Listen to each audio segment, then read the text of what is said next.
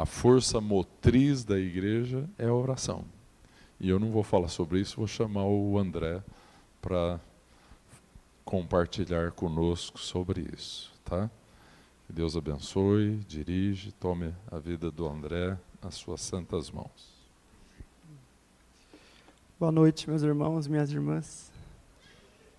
É um privilégio grande estar aqui nessa noite para compartilhar com vocês sobre um tema que é tão importante que o Bruninho vai colocar ali para nós. É um privilégio, mas mais do que um privilégio, é uma responsabilidade muito grande.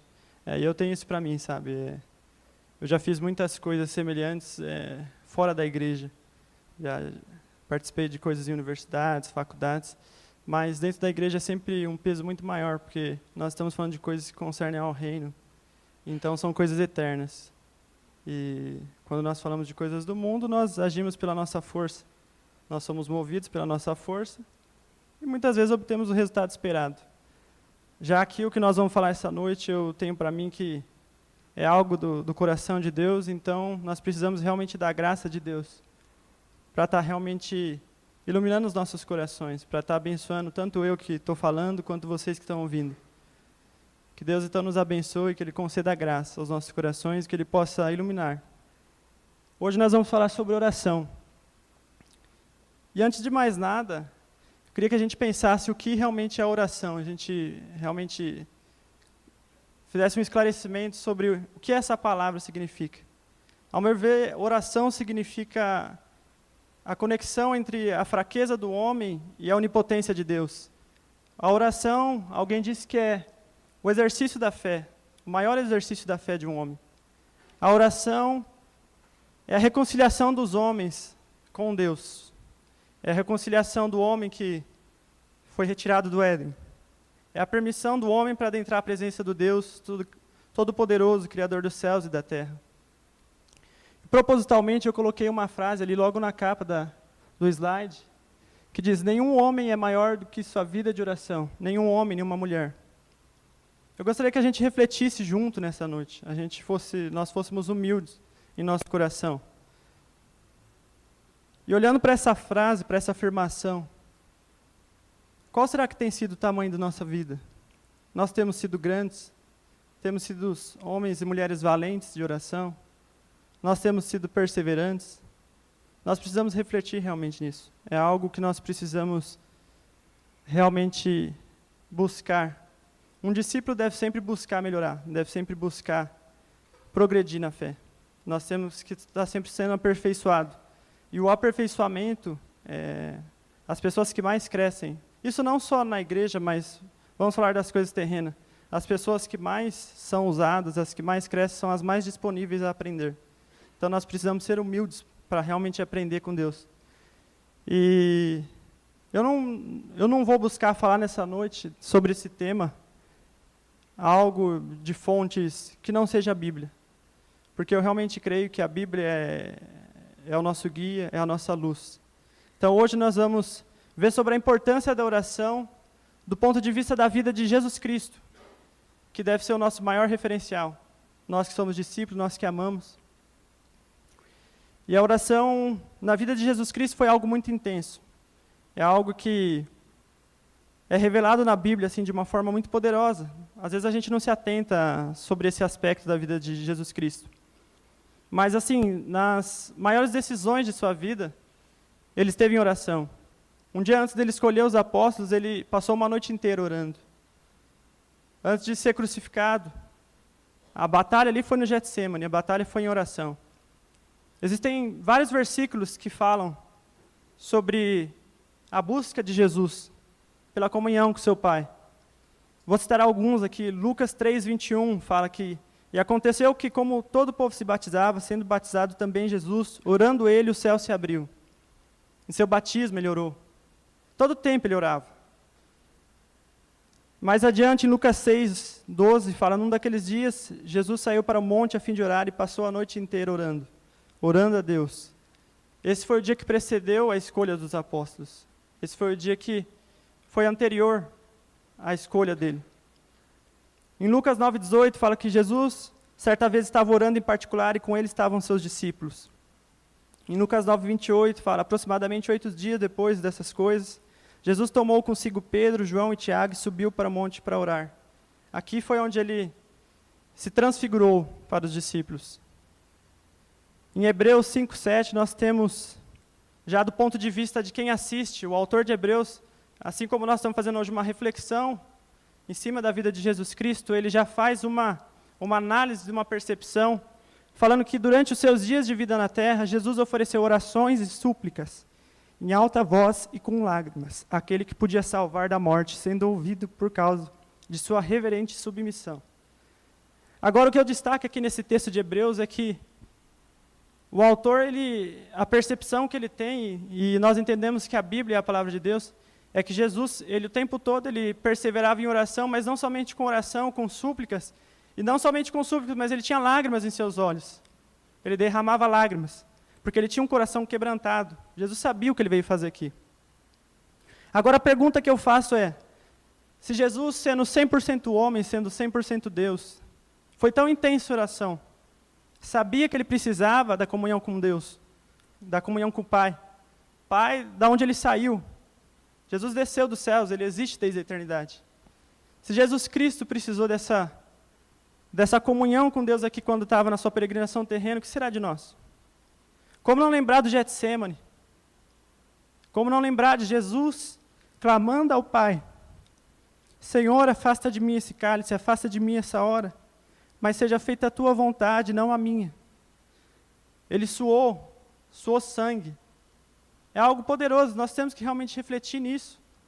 Não sou eu que estou falando, é algo bíblico, é algo que está na palavra de Deus, e a gente sabe que a palavra é o que vivifica. Nós temos que nos lembrar da vida do nosso Cristo. Cristo veio na terra não somente para salvar, do ponto de vista assim, oferecer-se como libação, mas também para ser como exemplo. Por isso ele disse, quem quer vir após mim, siga-me. Paulo diz, sede meus imitadores como eu sou de Cristo. Cristo deve ser o nosso modelo, Cristo é o nosso referencial. Nós precisamos realmente analisar a vida de Cristo e buscar ser semelhantes. Eu sei que tem pessoas que às vezes duvidam e existem até debates, porque tem pessoas que creem, mas ele era Deus, é diferente. Não. Pelo contrário, se ele sendo Deus, ele buscava a comunhão com o Pai, que será de nós? Jesus Cristo, quando lavou os pés dos seus discípulos, ele disse, nenhum servo é maior que o seu Senhor. Será que tem alguém aqui mais forte que Jesus, enquanto na terra? Será que alguém aqui é mais poderoso que Jesus Cristo, que conhecia tudo do céu, que conhecia sobre o reino de Deus? Será que algum de nós tem mais força que Deus, que Jesus Cristo, o Deus encarnado? É uma pergunta que nós temos que fazer. É uma pergunta muito séria. Não é algo que eu faço essa reflexão para mim mesmo, é algo que nós temos que ser levados a refletir. E mais um aspecto interessante da vida de Jesus é que Jesus operou prodígios, maravilhas, ele pregou de uma forma exemplar. Ele revelou o Pai.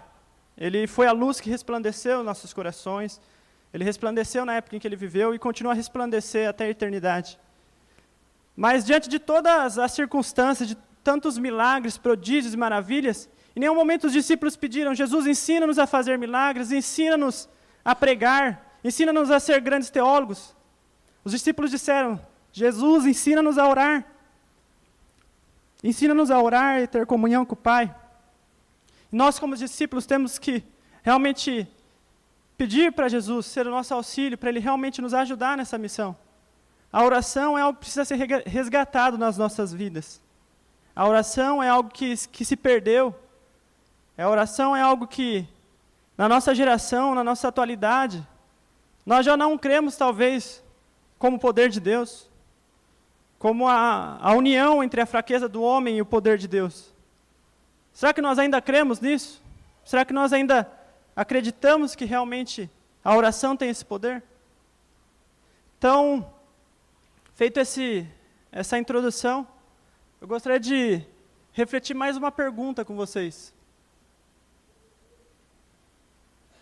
Por que nós não oramos?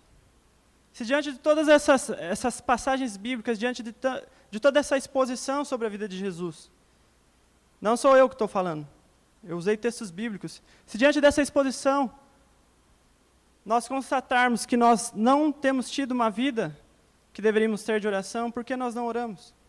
Por que nós então não buscamos? E eu coloquei aqui alguns motivos. O primeiro é a autossuficiência. Nós somos uma geração autossuficiente. Nós somos uma geração que nós acreditamos que nós podemos tudo. Nós somos a geração da tecnologia, a geração da modernidade. Nós somos fortes, nós podemos tudo. Nós não precisamos orar.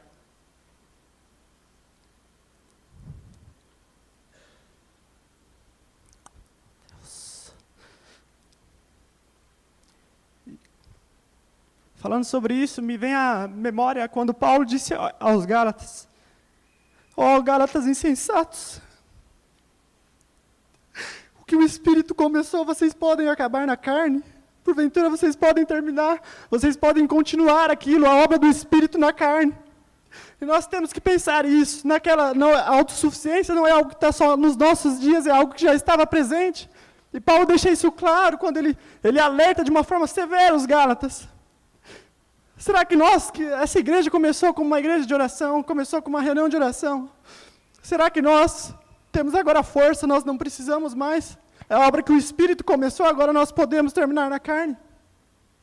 Algum de nós aqui pode concluir essa obra? Então nós temos que realmente refletir sobre isso, nós temos que ser mais humildes, nós temos que ser mais dependentes. Nós sabemos que a humildade, ela motiva a oração e a autossuficiência impede isso. Nós temos que ser mais vazios de nós mesmos, nós temos que ser mais dependentes de Deus. Confiar menos nas coisas, confiar menos naquilo que Ele tem colocado em nossas mãos. E confiar mais no nome dEle, confiar mais no poder dos céus, naquele que tudo pode. Um segundo motivo é a resistência da carne. A nossa carne, ela resiste à oração. Isso é uma coisa perceptível. Quando você para pensar que, quando você vai orar, você pensa em tudo, você já arruma outra coisa, você fica com sono. A carne luta contra isso. A carne luta porque ela sabe que quando você estiver na presença de Deus, a sua carne vai ser mortificada. Ela sabe que quando você estiver na presença de Deus, o Espírito vai ser vivificado. E ela luta, ela milita contra a vontade de Deus nas nossas vidas. Então nós temos que realmente ter essa consciência. Que quando nós formos orar, existirá uma resistência, não somente de Satanás, mas uma resistência de nós mesmos, da nossa carne. O mal que habita em nós, que não quer as coisas de Deus. E nós muitas vezes arrumamos desculpa para justificar a nossa falta de tempo de oração. A gente arruma várias outras coisas, a gente fala que não tem tempo, não tem isso, não tem aquilo. E assim, tudo isso, desculpa falar, mas é uma obra da carne. Jesus Cristo nos chamou para vivermos em novidade de vida, para vivermos num novo e vivo caminho. Então nós temos que realmente refletir e pensar se nós temos resistido à carne, resistido à vontade da carne, e apesar das nossas fraquezas, nos colocado perante o Senhor, porque o Senhor, Ele derrama o seu Espírito, não por causa do nosso esforço, não por causa que nós temos algum mérito, mas apesar dos nossos deméritos, apesar do que somos. Mas para isso Ele precisa de um coração humilde, quebrantado, um coração que realmente se entrega a Ele. Eu me lembro da oração de Josafá. Senhor, nós não sabemos o que fazer. Nós não sabemos o que fazer, nosso inimigo vem contra nós. Mas nossos olhos estão postos em Ti, Senhor. Nossos olhos estão postos em Ti. E um terceiro aspecto são frustrações por falta de conhecimento. Talvez tudo isso que eu estou falando, tudo isso que nós já vimos sobre a vida de Jesus Cristo, a intensidade em que Ele vivia a vida de oração, seja algo que nós não tenhamos experimentados, apesar de talvez um dia ter tentado. E muitas vezes é por uma falta de conhecimento, por uma deturpação, porque nossos dias hoje, a oração se tornou algo tão deturpado, se tornou algo tão cheio de misticismo, que as pessoas, às vezes de forma inocente, de forma desconhecedora realmente do poder e de como funciona a oração, elas acabaram tendo experiências frustrantes com Deus. Isso fez com que elas desistissem de orar, pensassem que é um privilégio de alguns, talvez um privilégio do pastor, privilégio de um ou outro. O que nós mais vemos na nossa geração e nas igrejas de hoje primeiro que os grupos de oração estão quase mortos. Geralmente são poucas pessoas. E isso você vê em quase todas as igrejas. E a gente percebe que, e eu já talvez em algum momento tenha feito isso, a gente acaba achando que a intercessão, o ministério de oração é uma exclusividade de uns ou de outros. Nossa, aquele homem é um homem de oração, aquele homem é um homem que foi chamado para orar. Mas à luz da Bíblia isso não é uma verdade, todos fomos chamados para orar. Todos fomos chamados para estar perante a presença de Deus. Todos nós fomos chamados para nos comunicarmos com o nosso Criador. Então, partindo desses 3 pontos do porquê nós não oramos, os 2 primeiros eu acredito que nós possamos melhorar justamente na medida que nós oramos, porque quanto mais nós oramos, quanto mais nós estamos na presença de Deus, mais Ele vai quebrar nossos corações. Quando você se humilhar na presença de Deus, Ele vai quebrar, Ele vai continuar despedaçando e vai continuar te reconstruindo a cada novo dia. E a cada dia mais o seu corpo vai sendo mortificado, a cada dia mais a sua carne vai ser mortificada. Cada dia mais o Espírito vai crescer na sua vida. Nós vamos poder falar como João Batista, menos de nós e mais de Deus. Menos de nós e mais do Espírito de Deus. Então é algo que é resolvido justamente com a oração. A resistência da carne é a mesma coisa. Porque o nosso corpo, a nossa vida estando cheia do Espírito, e o Espírito subjugando a carne, nós sabemos que nós vamos conseguir resistir. Não pela nossa força, mas pela força do Espírito que habita em nós. Já o terceiro aspecto é um aspecto que nós podemos trabalhar nessa noite, porque é um aspecto de conhecimento. E aqui, não pensem vocês que nós vamos falar de alguma forma, de alguma metodologia, porque nós sabemos que, todos sabem aqui que a oração não são palavras mágicas, não são palavras lançadas de uma forma sequencial que alcançam um determinado objetivo. Apesar de muito se pregar, às vezes, que a palavra é como se fosse uma magia, algum tipo dessa espécie. Nós não vamos falar sobre isso, porque não existe fórmula para a oração. Todavia, existem princípios básicos na Bíblia sobre oração. E nós orarmos em desarmonia com esses princípios fazem com que, muitas vezes, essas experiências frustrantes aconteçam em nossa vida. Então é sobre isso que nós vamos falar nessa noite. Começando pelo básico, maneiras de orar. À luz da Bíblia, quais são os tipos de oração? Quais são as formas de oração que nós vemos na Bíblia? Oração secreta. É a oração que Jesus ensinou em Mateus. Ele falou, quando for orar, vai para o teu quarto, fecha a tua porta. Ora em secreto, e o Pai que te vê em secreto te recompensará. E eu tenho por mim que essa é a oração mais negligenciada. E não estou aqui como um acusador, mas como alguém que está se colocando no lugar de vocês. Eu estou falando para mim mesmo. Talvez essa seja a mais negligenciada. E sabe por que ela é negligenciada? Porque ela não é notória. Ela não tem nada de público. É você e Deus. Ali você não vai conseguir mentir. Você não vai conseguir ser falso. Porque às vezes quando nós estamos com os outros, nós podemos ser falsos. Nós podemos fingir que nós somos de Deus. Nós podemos fingir que nós somos cheios do Espírito. Mas quando está só nós, está você e Deus, você está ali com o seu coração despido, você está nu. Deus conhece o seu coração. Você tem que se revelar. Você é exposto de uma forma assim que você se humilha perante a presença de Deus. Eu acredito que por isso nós negligenciamos tanto esse tipo de oração. E Jesus deixou muito claro isso. Quando for orar, vá para o seu quarto, ore em secreto. E a vida de Jesus, nós vemos os principais relatos da vida de Jesus de oração eram orações solitárias, orações Ele e Deus. Talvez por isso, é importante que nós resgatemos a oração em secreto. Nós precisamos ter comunhão com Deus todos os dias. Não pode ser algo somente aqui na igreja, nós não podemos viver de oração na segunda, na terça, no domingo. Nós temos que ter uma comunhão. À medida que nós oramos, a nossa carne vai ser mortificada. Mas à medida que nós não oramos, ela vai sendo vivificada. Então nós precisamos progredir todos os dias. Cada novo dia nós temos que perseverar em oração. A Bíblia fala tanto sobre perseverança em oração. Em vários textos nós vemos perseverar, em Atos nós vemos que os discípulos perseveravam em oração. A perseverança é algo que deve estar presente na nossa vida de oração. Em Mateus 18:19, Jesus diz, também vos digo que se 2 de vós concordarem na terra acerca de qualquer coisa que pedirem, isso lhes será feito por meu Pai que está nos céus. Desculpa. Essa oração que nós conhecemos, que nós fazemos, quando nós estamos reunidos com um ou outro santo, e que, infelizmente, muitas vezes, acaba acontecendo na igreja.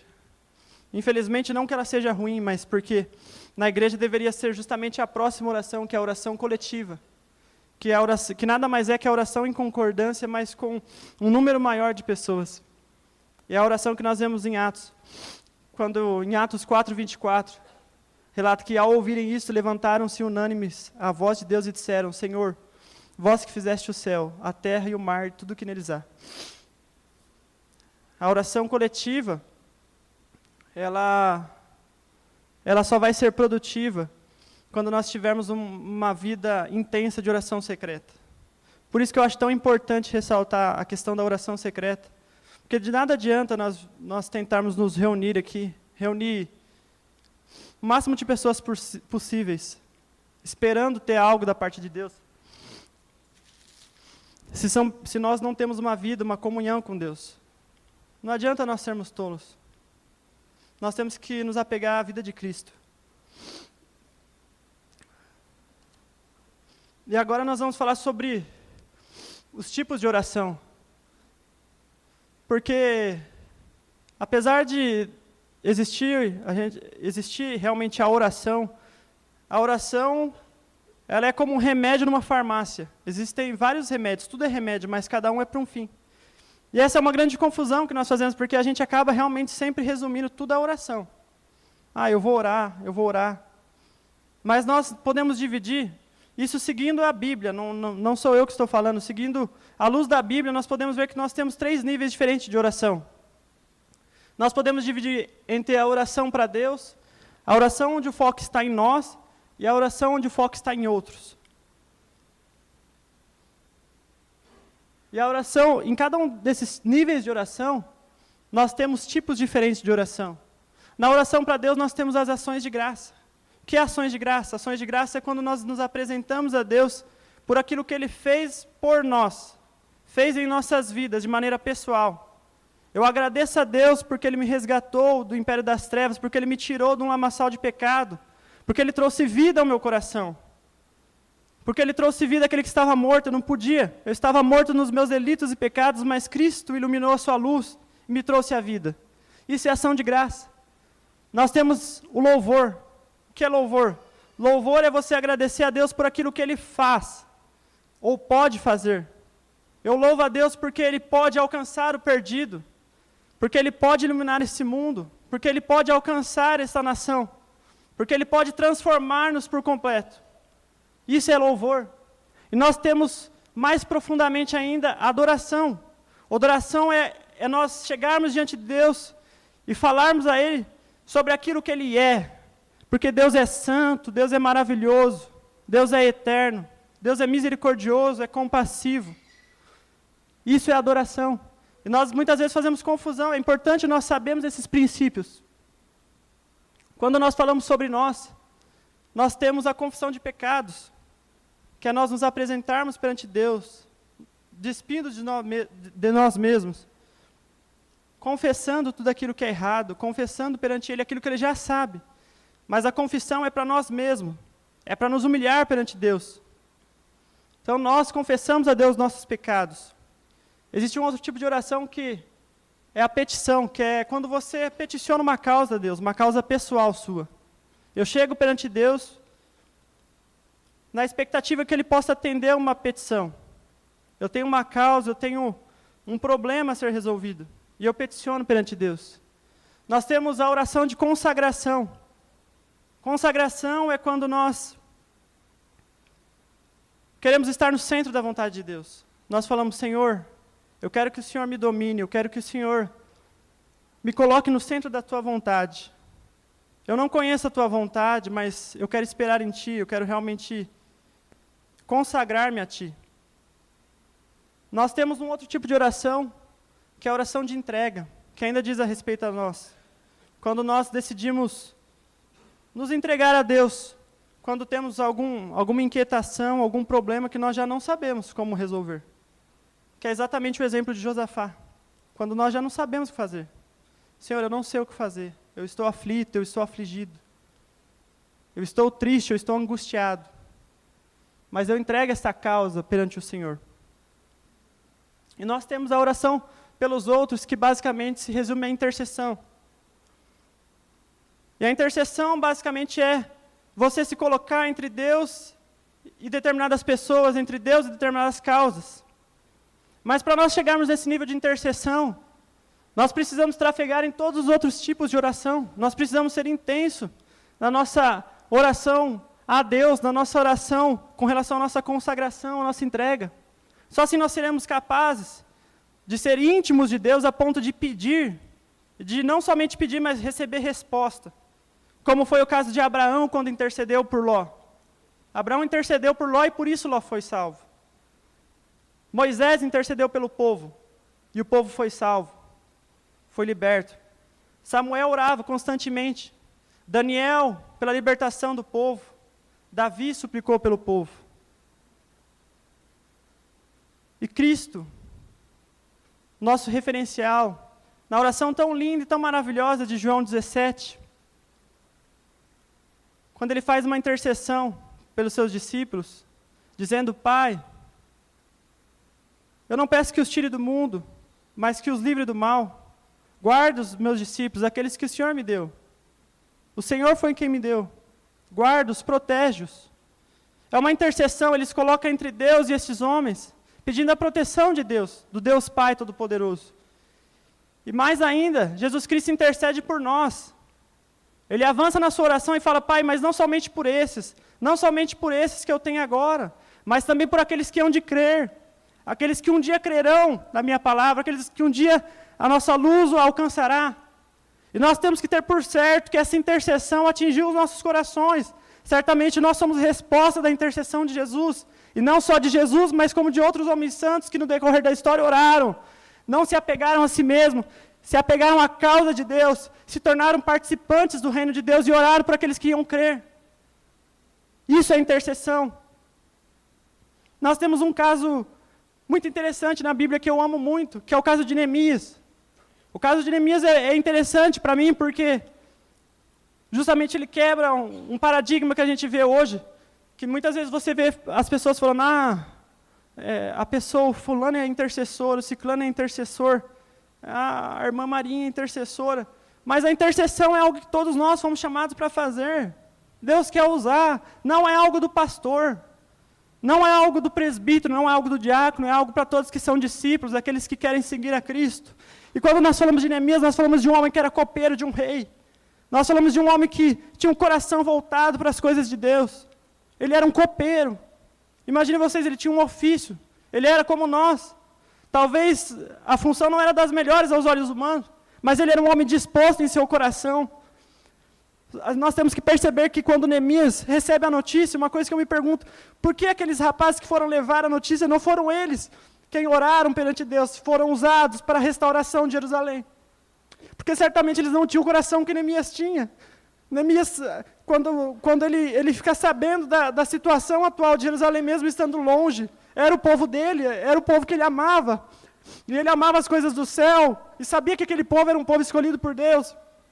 Então Neemias, ele dispõe seu coração a interceder por aquele povo, ele ora e chora. A Bíblia fala que ele chorou por muitos dias. Ele orou e jejuou. E ali começou uma transformação. Ali começou uma restauração. E por que eu estou falando a história de Neemias? Porque nós, nesses dias, temos muitas coisas para peticionar perante Deus. Nós temos muitas causas. Causas que não dizem a respeito propriamente de nós. Eu vejo várias vezes nós orando pela nação, orando pela cidade, orando pelas pessoas. E nós precisamos realmente ser perseverantes de oração. Nós precisamos perseverar e realmente orar e chorar. Mas não só na reunião coletiva, não somente nos momentos de reunião coletiva ou reunião em concordância, mas no secreto. Porque foi o que Neemias fez. E ele foi tremendamente usado, mas não só Neemias, se nós puxarmos a história da igreja, grandes avivamentos começaram com homens que se dispunham em seu coração. Nós temos vários exemplos de homens de Deus que foram usados. E a maioria deles não eram pastores, não eram teólogos. Deus não está buscando isso. Por mais que isso soe estranho, nós podemos ter os melhores teólogos, nós podemos ter as pessoas mais conhecedoras da palavra. Se elas não forem cheias do Espírito Santo, elas não vão conseguir trazer aquilo que só o Santo Espírito consegue, só a presença de Deus consegue. A restauração é uma obra divina. Nós temos que realmente cravar essas coisas no nosso coração, porque nós precisamos realmente de uma restauração. Nós precisamos realmente de muitas coisas. Mas será que nós temos tido o coração? Nós temos agido em nosso coração da forma correta?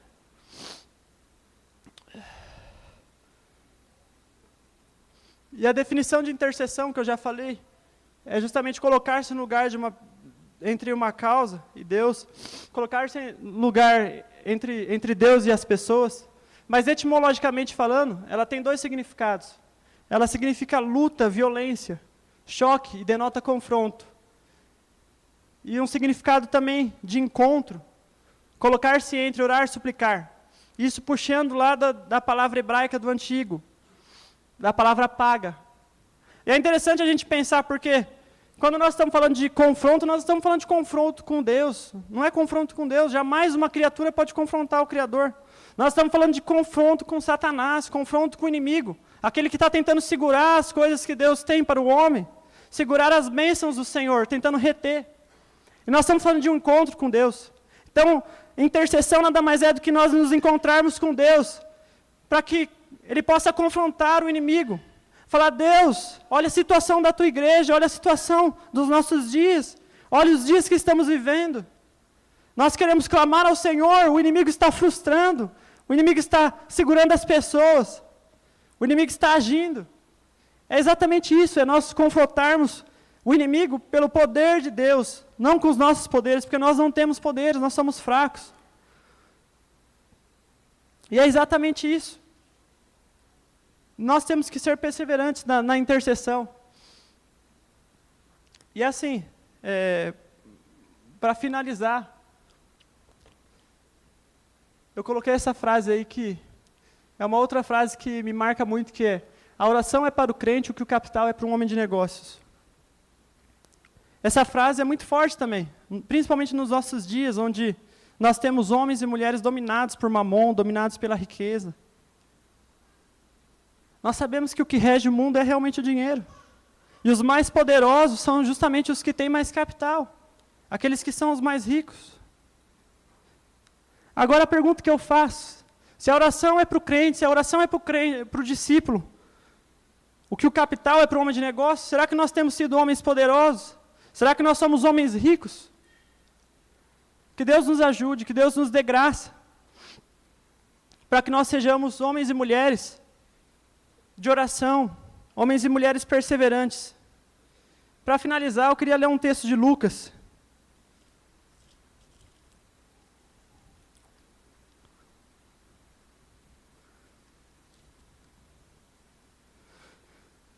Lucas 18:1.